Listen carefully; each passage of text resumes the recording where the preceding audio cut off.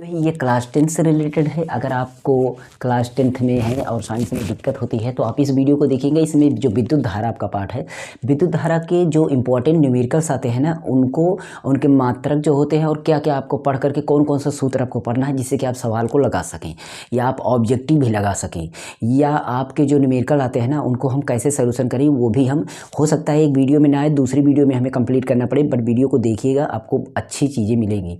ये पक्का मान के चलिए। आप सवाल भी लगा लेंगे, मात्रक भी लिख देंगे, उसका परिभाषा भी बता देंगे, तो आपके सिलेबस के अनुसार ही हम बताएंगे वो सारी चीज़ें। तो सबसे पहले विद्युत धारा देखते हैं। तो विद्युत धारा हमें समझना है कि विद्युत धारा में क्या क्या चीज़ें हमें मिलने वाली हैं। तो कभी भी आप समझते हैं विद्युत धारा कोई भी आपका एक चालक होगा। सबसे पहले हम बातों को समझते हैं कि विद्युत धारा कैसे कैसे चीज़ों को बनते हैं। तो हमें विद्युत धारा में पहले पढ़ना पड़ेगा विद्युत आवेश। क्या पढ़ना पड़ेगा, ध्यान दीजिएगा। सबसे पहले विद्युत आवेश को पढ़ना है। इसमें आपको समझना है कि विद्युत आवेश आखिर क्या होता है।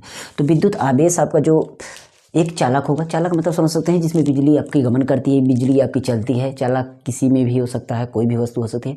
तो उस चालक में जो आपके इलेक्ट्रॉन होते हैं, जो आवेश होते हैं, मतलब जो इलेक्ट्रॉन आपके चलते हैं ना, उनको हम आवेश कहते हैं। आवेश हमारे दो तरीके के हो सकते हैं, धनात्मक और ऋणात्मक। इस तरीके से आवेश को हम समझ लिए। आखिर मोटा मोटा हम समझ लिए कि आवेश क्या होता है। धनात्मक ऋणात्मक दोनों होते हैं और उदासीन भी होता है, कहने का मतलब।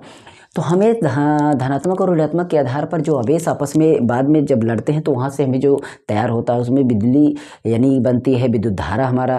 तो जितनी स्पीड, आवेशों की जितनी स्पीड होती है, वो कितनी स्पीड से चल रहा है, उसका एक समय होता है निर्धारित। तो वो हमारा एकांक समय में चली गई जो विद्युत आवेश होते हैं, विद्युत आवेशों की संख्या जो होती है, मतलब वो हमारा क्या होता है, विद्युत धारा होती है। कहने का मतलब कितने समय में हमारी जो आवेश की स्पीड पकड़ी हुई है, कितनी स्पीड में कितने समय में हमारा वहाँ से वहाँ एक बिंदु से दूसरे बिंदु पर पहुँच चुका, तो वो जो हमारी उसकी स्पीड वो धारा होती है। धारा कहने के बाद एक फ्लो होता है, आप समझते हो, धारा नाम ही है। तो ये चीज़ें आप तो पहले विद्युत आवेश पढ़ेंगे। देखिए मैं यहाँ पर बहुत ज़्यादा परिभाषा नहीं डिस्प्लेन करने आए हैं, लेकिन फिर भी आपको मोटा मोटा बता देंगे तो आप चीज़ों को समझ जाएंगे, इसलिए मैंने यहाँ पर आपका।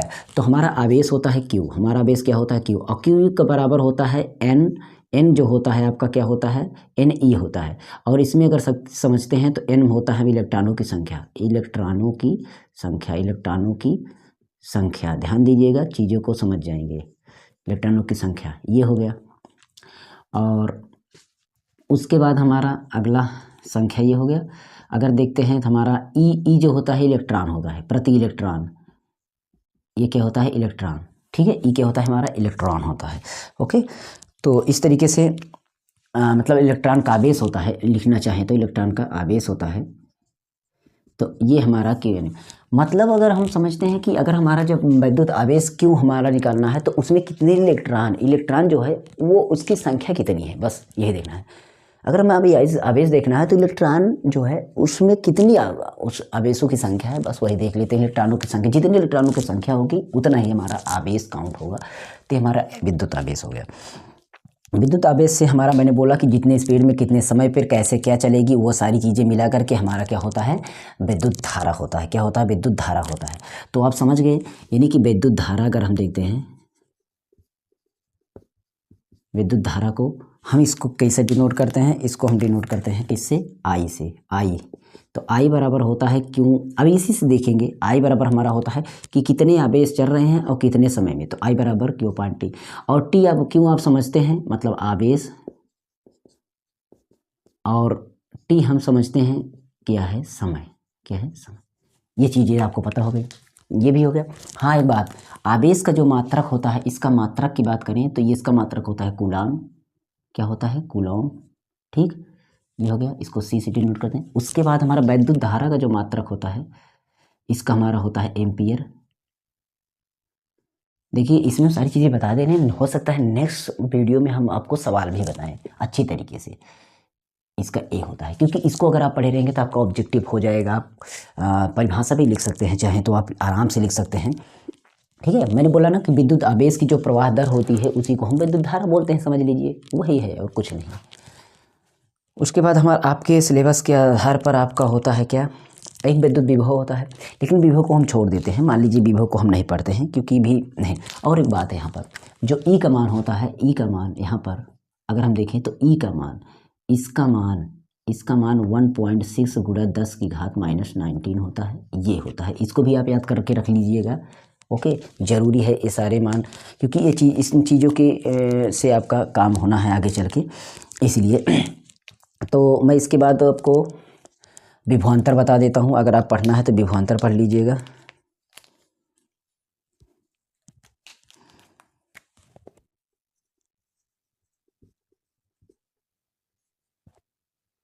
विभवांतर को हम V से करते हैं, इसको हमने इस कलम से लिख दिया V। अब V बराबर जो होता है, अगर देखें तो प्रतिरोध की जब बात आ जाएगी तो वो अलग होता है, लेकिन यहाँ पर V बराबर जो आपका होने वाला है ये कुछ दूसरा है, ठीक है, ये चीज़ आपको ध्यान देना है।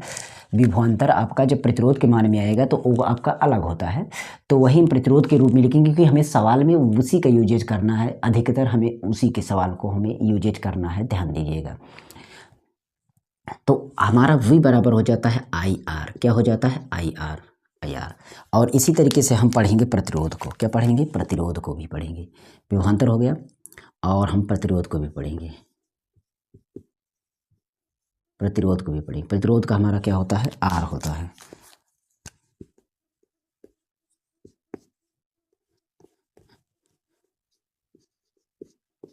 तो R क्या हो जाएगा, अब R समझिए, ये हो जाएगा आपका B/I हो जाएगा, B/I हो जाएगा। और रही बात I बराबर, अब अगर हम विद्युत धारा को अलग से देखते हैं तो एक आपका सूत्र हो जाता है I बराबर आपका B/R, ये भी हो जाता है। ये प्रतिरोध के संबंध में आपको ध्यान देना है, प्रतिरोध के संबंध में, प्रतिरोध के संबंध में देखिए सभी का आपको अलग अलग काम होता है। और जो एक सूत्र होता है W के संबंध में जो आपका होता है वो विद्युत विभवांतर, वो आपका अलग होता है, वो विभव के हिसाब से होता है, वो उसको मैंने नहीं लिखा है, जो सवाल में काम आना है वही लिखा। तो इन चीज़ों में हमें जो जो चीज़ें मिल रही हैं उसको लिखते हैं। देखिए I तो पता ही है, R अगर हम देखते हैं, R हमारा क्या हो जाएगा, प्रतिरोध, क्या हो जाएगा, प्रतिरोध, ठीक। और विभवांतर का मात्रक अगर हम देखते हैं, मात्रक भी देखते चल रहे हैं, आप देख सकते हैं विभवांतर का मात्रक हमारा वोल्ट होगा, और वोल्ट को हम V से डिनोट करेंगे। और इसका मात्रक क्या होगा, प्रतिरोध का ओम होगा, क्या होगा, ओम होगा। ओम को हम क्या बोलेंगे, चिन्ह से इस तरीके से। और इसका हमारा मतलब इसमें हमारा क्या है, सारी चीज़ें हमने लिख दिया है, बाकी इसमें V हमारा विभवांतर है, ये भी हमारा विभवांतर है। देखिए जो रेड से लिखे हैं वो मात्रक है, और वो मात्रक किसका है, इन सब का मात्रक है, इनका मात्रक है, ध्यान दीजिएगा। मैंने यहाँ पर अंडरलाइन कर देता हूँ, ये इसका मात्रक है जो लाल से उधर लिखा है। तो यहाँ से समझ सकते हैं इन सब का मात्रक हमने लिख दिया कि आखिर मात्रक आपको ज़रूरी है।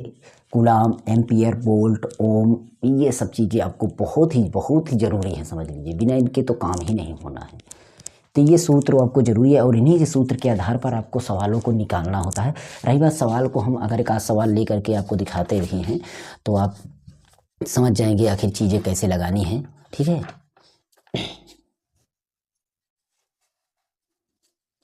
हाँ, एक बार और, प्रतिरोध हमने पढ़ा ना, प्रतिरोध को हम पढ़ते हैं, इनको हम पढ़ते हैं, प्रतिरोध को जोड़ना, संयोजन, इनका हम संयोजन पढ़ेंगे। संयोजन का मतलब आप समझ सकते हैं कि प्रतिरोध अगर आ जाते हैं, बहुत प्रतिरोध है, इनका संयोजन, संयोजन हमारा हो जाएगा श्रेणी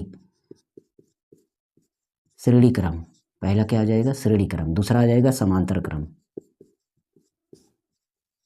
समांतर क्रम, ठीक है। आर हम दोनों को बोलेंगे, इसका मतलब आर, इसका भी मतलब आर होगा, लेकिन बस यही दिमाग में रखना है, इसको हम R1 + R2 + R3 डट डट डट डट, ये वाला हम 1/R1 करेंगे, प्लस 1/R2 + 1/R3 डट डट डट डट, ऐसे जाएगा, ठीक है। मतलब इसको श्रेणी क्रम क्या होता है, श्रेणी क्रम आपका जैसे कोई इसमें है, ऐसे है, ये आपका यहाँ प्रतिरोध लगा, फिर यहाँ पर प्रतिरोध लगा, फिर यहाँ पर प्रतिरोध लगा, फिर यहाँ पर लगा, और यहाँ पर आपका बैटरी लगी है। तो इस तरीके से ये आपका 1 हो गया, R1 R1 R1 R2 R2, इस तरीके से ये आपका हो जाएगा। लेकिन जो श्रेणी क्रम होता है इस तरीके से होता है, इसमें जाएगा यहाँ पर, फिर यहाँ से वायर जाएगा तो यहाँ से, तो ये R हो जाएगा, ये R हो जाएगा, ये R हो जाएगा, तो इस तरीके से सभी जा करके बाद में आपको मिलेंगे। तो ये आपका समांतर क्रम हो जाएगा। देखिए श्रेणी क्रम में आपको एक लाइन से मिलेंगी सारी चीज़ें, पहला प्रतिरोध, दूसरा प्रतिरोध, तीसरा प्रतिरोध, चौथा प्रतिरोध, ऐसे क्रम से मिलेंगे। समांतर क्रम में आपको ऊपर नीचे मतलब सेम ही आपके एक जगह से तो वो सारे विद्युत धाराएं एक ही जगह से निकलती हुई प्रतीत हो मतलब होंगी। और इसमें अपने श्रेणी क्रम में अगर जैसे आप इसमें बल्ब यहाँ पर लगाए हैं, यहाँ पर लगाए, यहाँ पर लगा, मतलब मान लीजिए इसके बाद आपका बल्ब लगा, इसके बाद बल्ब लगा है, तो इस तरीके से अगर सीरीज में लगा हो तो आपको खुद समझ लीजिए कि उसमें कितनी प्रतिरोध रोकता जाएगा, यहाँ तक लास्ट में कम पहुँचेगा। लेकिन इसमें तीनों में वही है तो तीनों में बराबर जाएगा। समांतर में समांतर श्रेणी आप इस तरीके से समझ सकते हैं। इनके आधार पर हमारी सवालें लगेंगी, ये बात ध्यान में रखना है। तो हम सवाल को एक सवाल लेकर के आपको दिखाते हैं ताकि आपको चीज़ें समझ में आ ही जाएं, ठीक है। और हाँ, ओम के नियम को जो पढ़ना है तो ओम को नियम को पढ़ लीजिएगा। यहाँ पर जो हमने ये वाला लिखा है, ये वाला सूत्र ध्यान दीजिएगा। कितने सूत्र बने? B बराबर आई आर, आर बराबर बी आई, और इसमें से आपको एक सूत्र बन रहा है क्या, आर का निकल गया, बी निकल गया, आई हो गया, आई वहाँ था। तो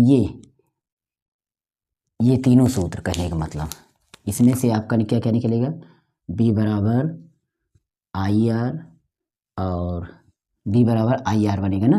तो ये वाला सूत्र जो इसी से कन्वर्ट होगा, इसी को तो हम ओम का नियम भी कहेंगे। क्या? ओम का नियम। तो इसको भी आपको पढ़ना है, इसको भी आपको पढ़ना है, ठीक है। मतलब ये तीनों सूत्र कन्वर्ट होंगे, जो आपका ये वाला और ये वाला, ये सभी के नियम को हम ओम के नियम को कन्वर्ट करें। मतलब सभी में वही है, बस कन्वर्ट है, बस पक्षांतर है। और तो सवाल अगर, क्योंकि लिखना टाइम लगेगा इसलिए मैं सवाल को लगा देता हूँ और आपको सवाल लगा के दिखाता हूँ। सवाल हम पढ़ के किताब से बताते हैं। पहली सवाल है कि एक विद्युत चालक में 1 एम्पियर का विद्युत धारा बह रही है, 1 एम्पियर की विद्युत धारा बह रही है, सवाल में आपको मिल रहा है। तो हम क्या करेंगे, सबसे पहले 1 एम्पियर की विद्युत धारा लिख देंगे। धारा हमारी कितनी है, आई, तो हम इसको देखिए लिखेंगे कि चालक में धारा का मान, विद्युत धारा हमारी कितनी है, 1 एम्पियर है, 1 एम्पियर, ये हो गया। और उसके बाद सवाल में हम देखते हैं तो इसमें धारा बह रही, इसमें प्रति सेकेंड बहने वाली, प्रति सेकेंड टाइम, प्रति सेकेंड जो हमारा टी है वो 1 सेकेंड है। प्रति का मतलब होता है 1, ध्यान दीजिएगा, प्रति सेकेंड मतलब 1 सेकेंड का मान हमारा है। उसके बाद हम आगे चलते हैं, जैसे कि तो सेकेंड में बहने वाले इलेक्ट्रॉनों की संख्या n निकालना है, हमारा इलेक्ट्रॉनों की संख्या निकालना है, यानी n हमें निकालना है, n बराबर हमें निकालना है। तो उस फार्मूले को हम देखते हैं, तो हमारे पास फार्मूला ये है Q बराबर n, तो हमें निकालना है n। तो हम यहाँ पर हमें पता है कि सूत्र हम जब निकालेंगे लिखेंगे तो Q बराबर हमारा होता है n e, तो n को यहाँ पर छोड़ देना है, यहाँ पर छोड़ दीजिए, e आएगा इसके बटे में, तो यानी n बराबर हो जाएगा Q बटा e। तो इस तरीके से Q का मान हम लिखेंगे, मतलब Q का मान हमारा कितना है, तो देखते हैं। तो Q का मान हमारा है, मतलब आवेश जो है हमारा कुछ है, तो हमारा तो Q तो है नहीं, Q तो हमारा है नहीं, और हमें n निकालना है। तो एक बार दिमाग में लगाइए कि जो हमारा Q है, यहाँ पर अगर देखते हैं सवाल में पढ़ने पर मिल रहा है कि एक विद्युत चालक में 1 एम्पियर की विद्युत धारा बह रही है, जो इसमें प्रति सेकंड बहने वाले इलेक्ट्रॉनों की संख्या होगी।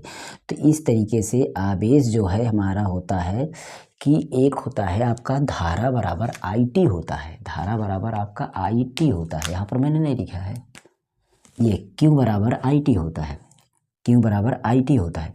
देखिए यहाँ से हमारा एक सूत्र तो ये हमारा था, अगला सूत्र हमारा ये भी तो है कि I बराबर जो हमने लिखा है Q अपान T। तो इस सूत्र को अगर हम देखते हैं तो हमारा Q बराबर हो जाएगा क्या, Q बराबर हो जाएगा IT, क्या हो जाएगा IT। तो IT के हिसाब से निकालेंगे, तो यहाँ पर देखेंगे तो हमारी मान आई, क्योंकि हमें Q नहीं पता है, यहाँ पर हम Q तो रख देंगे लेकिन Q पता नहीं है, इसलिए हम Q पहले निकालेंगे। तो Q पहले निकालना पड़ेगा, तो IT, I तो हमारा है ना 1 गुणा T हमारा कितना है 1 बराबर हमारा 1 कूलाम आ गया, कितना आ गया 1 कूलाम, ये हमारा आ गया कूलाम। अब इस 1 कूलाम को हम यहाँ पर रखेंगे, Q का मान 1 हो गया। इलेक्ट्रॉन का मान होता है 1.6 गुणा 10⁻⁻19, ये आपको पता है, यहाँ पर मैंने लिख दिया है। और इसको हम सैल्यूशन करेंगे, इसको हम हल करेंगे। अब रही बात, इसको सैल्यूशन करने के लिए आपको दिक्कत नहीं होगी। ये 19 ऊपर जाएगा तो इधर दशमलव हटाएंगे तो ये 10 बन जाएगा, दिमाग बैठाइए, ये 16 ही रहने दीजिए, ऊपर लेके चला गया 10 की घात माइनस में जो था वो प्लस में हो गया, 18 हो गया। कितना हो गया आपका 18 हो गया। अब यहाँ पर इसको हम काटते हैं 16 से, 16 का 100 में पहाड़ा जाएगा नहीं, दशमलव लगाएंगे, जीरो बढ़ाए तो 100 बना, 16 पंचे 80, और 16 दूना 16 पंचे 80, 16 से ही काटेंगे तो हमारा 16 दूना 32, 16 छक्का 96, पंचे 80 कम है, 16 छक्का 96 तो 6 बार गया। फिर हमारा कितना बचा, 4 बचा है तो 40 बनेगा, 16 दूना 32, फिर हमारा था 16 पंचे 80, इतना गया। और गुणा 10 की घात हमारा कितना था, 18, कितना है 18, और 2 अंक हमारा इधर, 1 अंक इधर ले जाएंगे तो 17 बचेगा, क्योंकि इसमें मैंने जीरो इसको पहले हटाया था, तो हमने इधर जीरो बढ़ाया तो हमारा 1 अंक इधर जाएगा। तो कुल मिलाकर के ये मान हो जाएगा 6.2 गुणा वो इतना हो जाएगा 10 घात -17 हो जाएगा, माइनस नहीं +17, ये माइनस हटा दीजिए, माइनस से नहीं, क्योंकि इधर जाएगा तो हमारा क्या होगा, ये घटेगा, सॉरी बढ़ेगा, ये फिर से बढ़ेगा। तो इससे अच्छा है कि आप इसको हटाइए ना, उसे आप काट दीजिए, वैसे भी काट दीजिए, टोटल 18 आएगा, मैं गलत लिख दिया।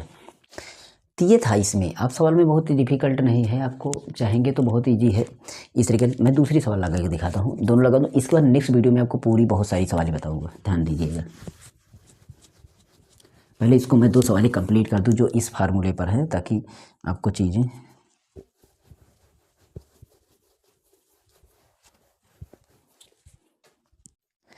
चलिए अगली सवाल लगाता हूँ। एक तार में प्रति सेकंड 10 इलेक्ट्रॉन का आवेश प्रवाहित हो रहा है। एक तार में 10 प्रति सेकंड में, मतलब टाइम मेरा दिया गया है, टाइम जो है हमारा 10 सेकंड दिया गया है, प्रति सेकंड दिया गया है, मतलब 1 सेकंड दिया गया है। कितना दिया गया है, 1 सेकंड में ये दिया गया है। 10 इलेक्ट्रॉन, मतलब n दिया गया है, 10 इलेक्ट्रॉन है। कितना इलेक्ट्रॉन है, 10 इलेक्ट्रॉन है हमारे, और उसमें तार का प्रवाहित धारा निकालना है, प्रवाहित धारा निकालना है। तो सबसे पहले हम क्या करेंगे, यहाँ पर देखेंगे कि प्रवाहित जो हमारी होने वाले, जो इसमें लगा समय जो हमारा t है वो कितना है, t हमारा है, मतलब टाइम अगर हम देख रहे हैं तो एक हमारा 10 के हिसाब से, इतना सेकंड के हिसाब से है, ये देखा जाए असलियत में तो यही है। और अगर हम मान निकालते हैं किसका, धारा का, तो I बराबर हमारा होता है Q/T।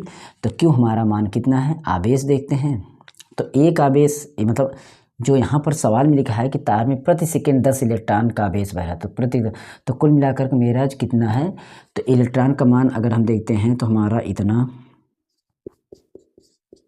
ये है बटा, और टी का मान हमारा कितना है, वो 1/10 है। टी का मतलब मान हमारा इतना है, 1/10 है, और इसी हिसाब से काटते हैं तो ये 10 हमारा ऊपर चला जाएगा। कहने का मतलब इसमें से हमारा एक और घट जाएगा, तो हमारा 1 ये हमारा 18 हो जाएगा। इतना वो भी किस में होगा, एम्पियर में, किस में हो जाएगा, एम्पियर में। बस यही सवाल थी, ये सवाल मतलब बहुत कठिन नहीं। अगली वीडियो में पूरा सवाल लेकर आऊँगा, ये भी सवाल इसी तरीके से सवाल लेते, क्योंकि वीडियो लंबा हो जाएगा। पहले आप इसको जरूर याद करिएगा, इसके आधार पर हम सवाल को नेक्स्ट सवाल लगाएंगे और इन सब का यूज करेंगे, इनका भी यूज करेंगे, इनका जरूरी यूज करना है। इस आधार पर मैं पूरा वीडियो खत्म कर दूंगा, 1 या 2 पार्ट में पूरा विद्युत धारा खत्म हो जाएगा और आपको सवाल आ जाएगी। दिक्कत नहीं, आप इनको याद कर लीजिए, बहुत ही काम आएगा। ओके, मिलते हैं नेक्स्ट वीडियो में, तब तक के लिए जय हिंद and goodbye, take care.